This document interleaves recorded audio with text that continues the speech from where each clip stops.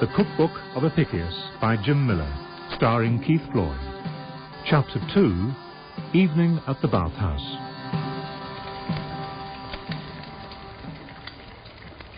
Welcome, dear reader, to the Cookbook of Apicius. That's me, by the way.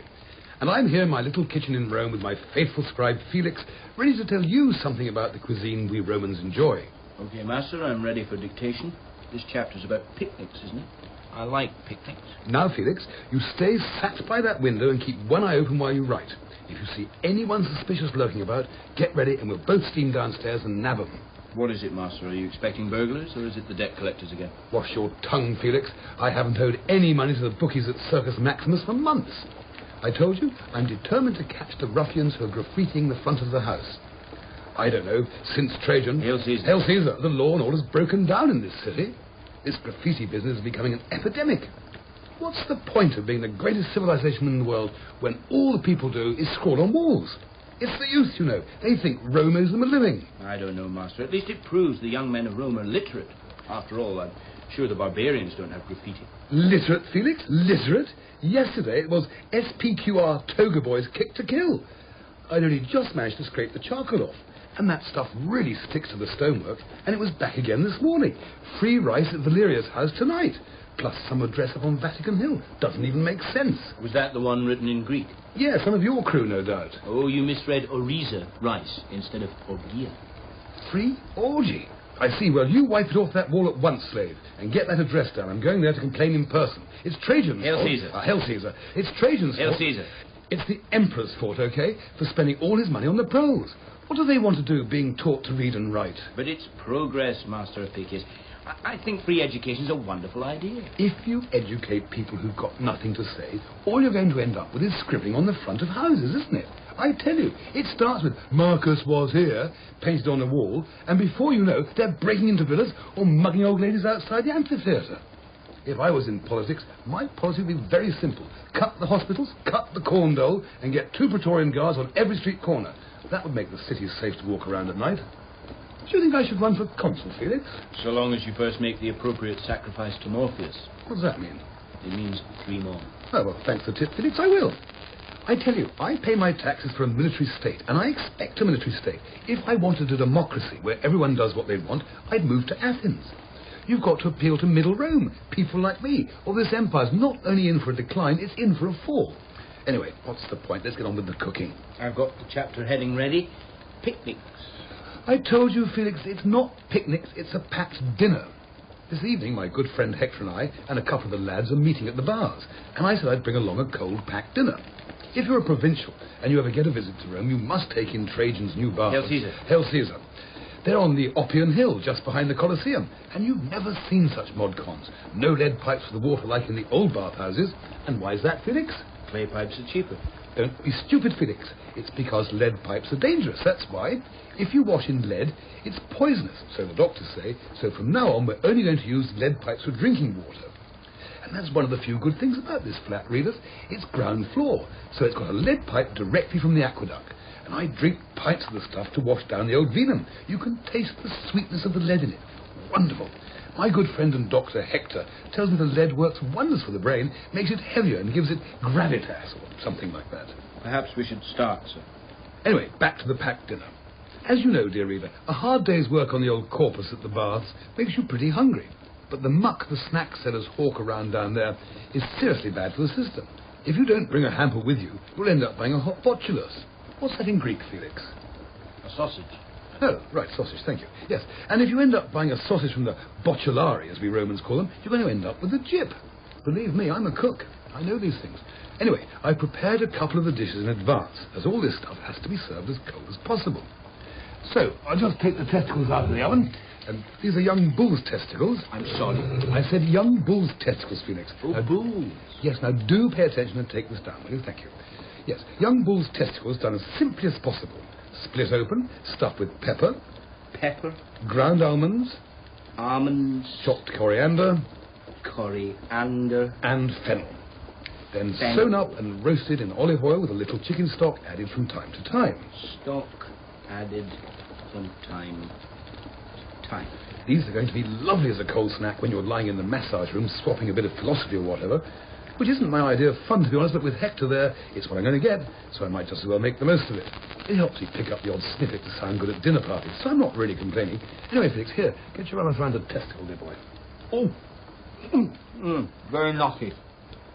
Ecce, picnic item number 1, nutty testicles. And later, Felix is going to pack these in the hamper with my other prepared dish, brain sausages. So let's get them out of the oven. There we are. Good. These are standard sausages, which you probably make at home. But in case you need it, the recipe I used was this. And Felix, get this down, will you? Good.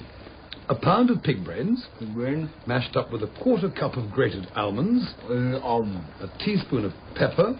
Good. Felix, will you get that testicle out of your mouth and do this thing properly, please? This is a serious cookery book. Oh, Floyd. Thank you. And a Parthian laser. Now substitute ginger for the laser if you're short on cash, and 1 raw egg. Raw egg. Thank you.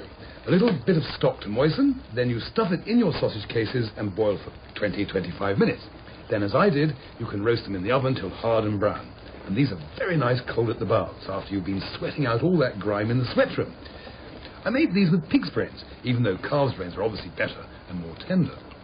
However, my good friend Hector, as I'm sure I've told you, is a stoic by philosophy, which means he tries to avoid any form of natural pleasure available on this miserable planet of ours. He tells me he's recently given up vegetarianism, but he's now on a no-cruelty meat diet, which means he'll eat meat, but not any babies, calves, lambs, chicks, etc. He thinks they should have a bit of a runaround before we cut their throats. But then Hector, like my faithful writing slave Felix here, is a Greek, and we all know the Greeks of army. What's your philosophy these days, Felix? Well, I used to be a committed cynic, sir. What happened? Well, I started to get sceptical about it, so I became a skeptic. Then you started to feel cynical about it all. Yeah, I know, I've heard it all before. The thing is, dear reader, these Greeks actually believe all this stuff. And although we Romans are brutal and possibly cruel, at least we know where we stand. That's why we rule the world. Anyway, where was I, Felix? Dictating picnic recipes. Oh, yes, packed dinner, not picnic. I like picnics. Well, I hope you like carrying them, because that's what you'll be doing this evening. Anyway, I'm really in the mood for a bath now. I like to get stripped and straight into the sudatoria for a steamy sweat, followed by a dip in the swimming pool, then a warm-up in the tepidarium, followed by a nice hot plunge in the coldarium. Whatever you then... say, master. What do you mean, you insolent slave? Oh, come off it, master. Every time we go to the bath, you only get as far as the sweat room. Then you say you've worked up a raging thirst, and then we head off to the wine bar, then it's midnight, and I carry you home. I was merely expressing my private thoughts out loud, slave. It's none of your business how I go about having a wash, okay? So let's get back to the cooking. Now, this is nettle pie, or as it's known in Greek, and I don't need your help this time, Felix, nettle quiche. As usual, I have some substitutes for those of you reading this cookbook far in space or time from Rome. So if you can't find nettles, though they grow all over Rome, you can use grape leaves or spinach. And if you're reading this in Asia, definitely use spinach, because that's where it comes from, apparently. And to my mind, it's a very healthy and potent leaf, even though my fellow Romans don't seem to be too keen on it. Now, chop your nettles or spinach, about a large cupful for this recipe, as I'll do now myself. Felix, pass me the vegetable knife. Thank you, Felix. Now, chop the nettles very finely. Felix, this isn't a vegetable knife, you idiot. It's my strigil. Beg pardon, master? My strigil. My scraper for the baths. After I've sweated all the muck out of my skin, I like to spend half an hour rubbing olive oil into myself and then scraping the scum off with this. And I've just chopped the nettles with it, you fool. Oh, well, I suppose Hector and the boys won't notice. Now I'm putting the nettles in a pan with a few drops of olive oil and some stock and bringing it to the boil. Won't take long. The only trouble with the baths is you get your ear bent by these ex-soldiers moaning on about how horrible it was in Britain and how no one appreciates them. These so-called Britannia vets are a pain in the neck. Always on about the war in Tanya, as they call it, and all the things that happened up the River Thames and the horror. Oh, hang on, the nettles are done. I'll put them into the pie dish with a touch more stock and cover them with one small grated onion, like so. One small grated onion. And now, half a cup of cheese. This is, in fact, grated mozzarella, grated very fine. You getting all this, Felix? 1 cup nettles or spinach, tablespoon olive oil, quarter cup stock boiled, then 1 onion grated and half a cup of cheese grated. Splendid. Now I'm sprinkling it with pepper and a large dash of fish pickle.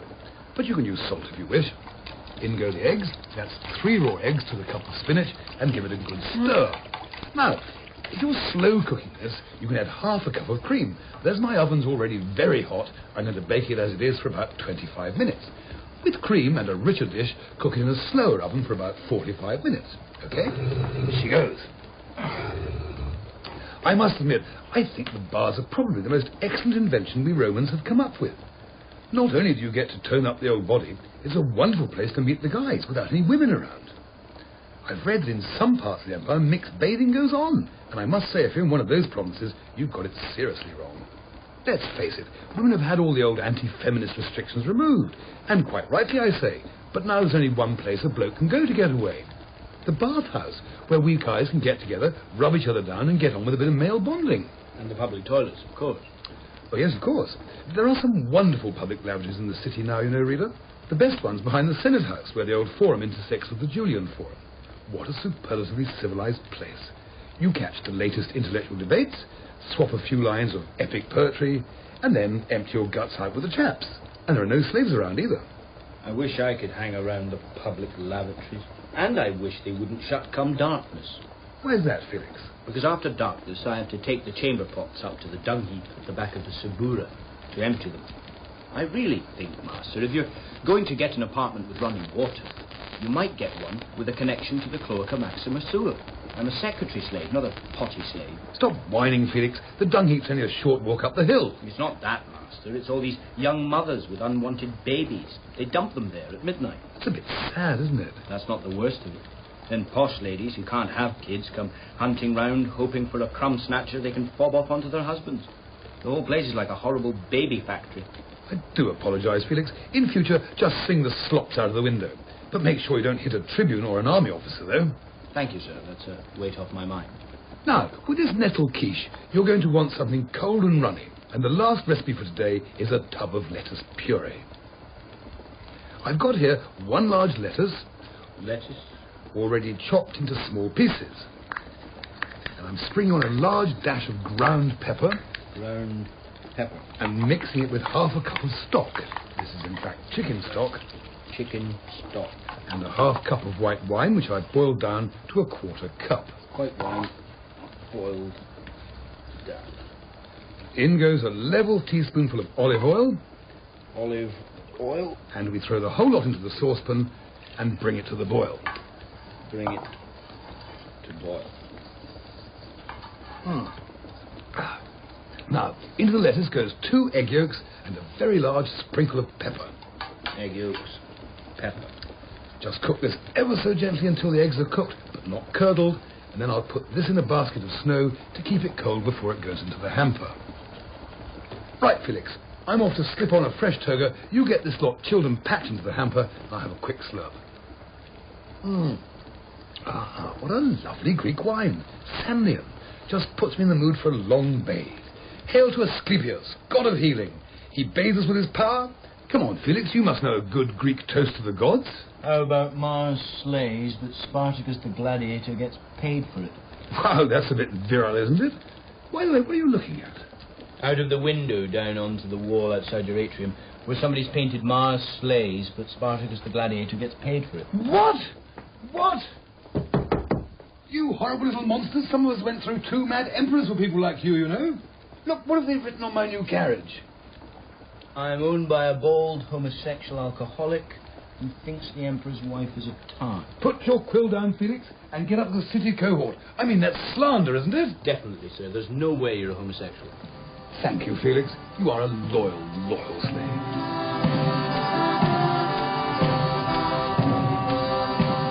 The Cookbook of Apicius starred Keith Floyd as Apicius and Alan Francis as Felix. It was written by Jim Miller and produced by Jane Berthoud.